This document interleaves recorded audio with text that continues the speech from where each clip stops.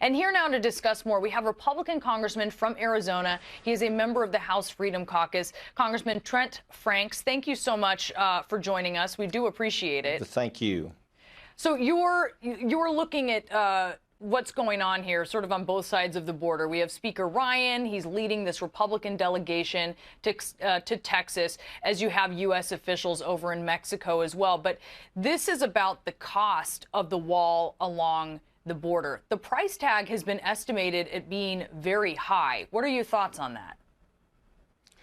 Well, you know, Brianna, I stood behind George Bush in Scottsdale, Arizona, many years ago when he signed the first bill to build a wall on the border of Mexico. So this is not a new issue. It's been around a long time, and there are a lot of different discussions about the cost and even the comprehensive nature of the wall, exactly what parts of it would be built where, and what would be the construction architecture, all of those things. So it's hard for me to know exactly what the cost would be. I can say to you that Israel has demonstrated, we use their example a lot. They've demonstrated the efficacy of a barrier, a physical barrier. But I think the bigger picture here is that as a group of nations, we need to understand that America is the world's flagship of freedom.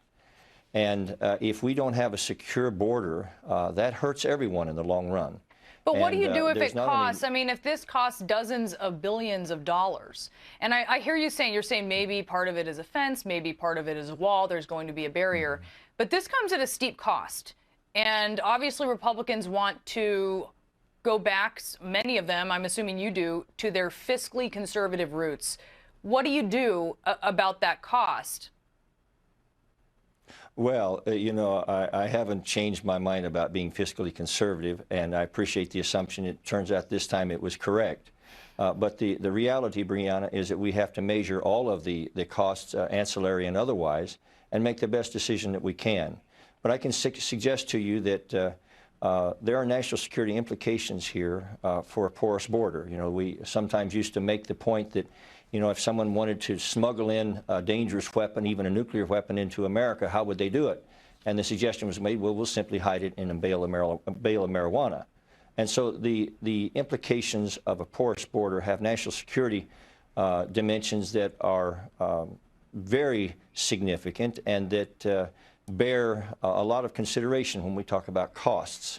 You know, Go ahead. The Department of Homeland Security is trying to deal with that very issue. They have these tougher new guidelines for immigration enforcement. You're very familiar with this, being from Arizona.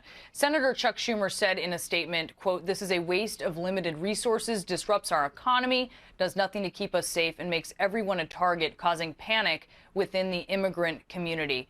What's your reaction to what is, of course, a very hyper-partisan atmosphere around this issue?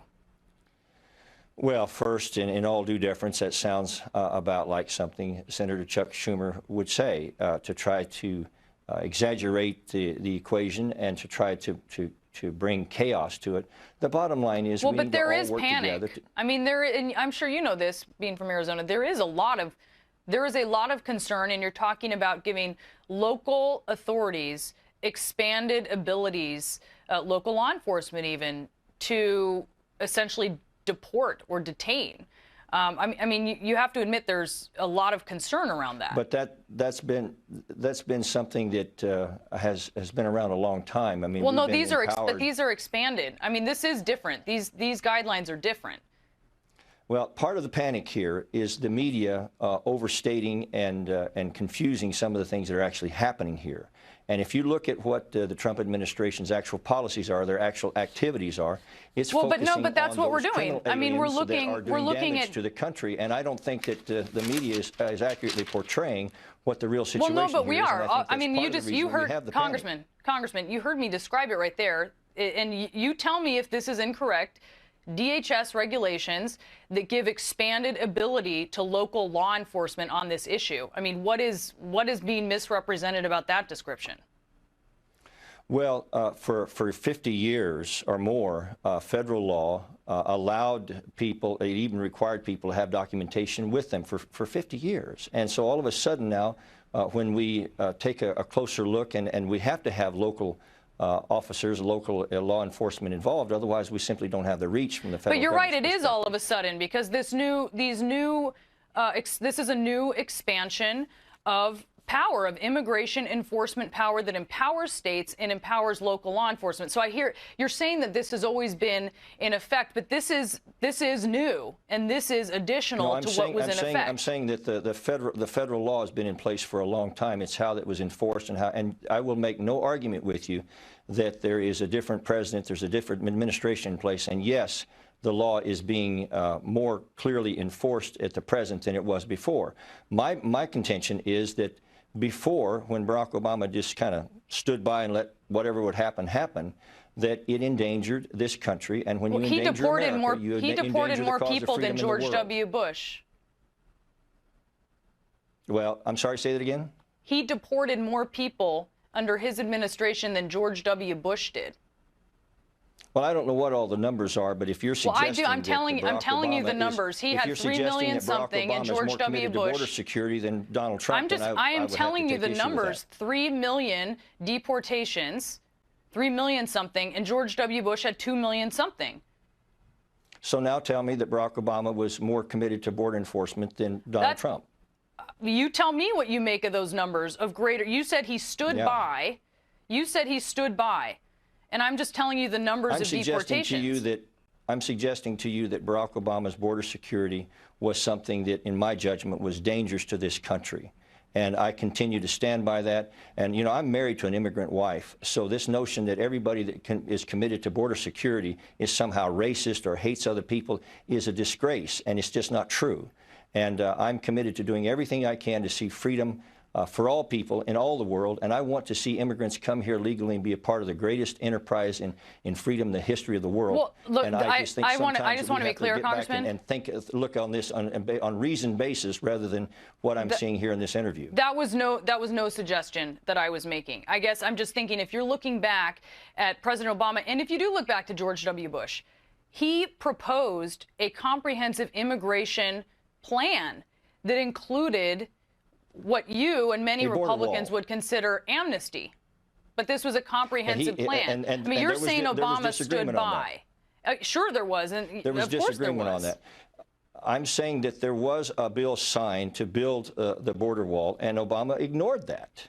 And so there's no question in my mind about that. All over the world, if you ask people what their assessment is of whether or not Mr. Obama was more committed to protecting America's national security, national borders, national sovereignty, there's no comparison. And, you know, I know that Mr. Obama we're looking at the rearview mirror on his administration now, but it's going to take a long time to clean up. But so what do you make of his record? This man perpetrated on America. So then why did he have a record number of deportations? Well, there are a lot of things that could add to that. If you look at how many people were coming in, if you look at what the policies among the ICE agents themselves were. But again, if you're telling the world and telling me that Barack Obama was more committed to border security than Donald Trump, I'm not. I'm telling you he deported more people than George W. Bush, and he did so in a more focused way, concentrating more on criminals. And I mean, those are just the numbers. Those are the facts. Well, listen, if you look at the number of criminals that came in here under Barack Obama, my office can send you some statistics that will certainly put this in perspective. And the reality is that Barack Obama saw a lot of undocumented immigrants not as people trying to come in and find freedom, but as unregistered Democrats. Now, I know that those are strong words, but unfortunately, they have the tragic disadvantage of being true. And this president has a different view of that.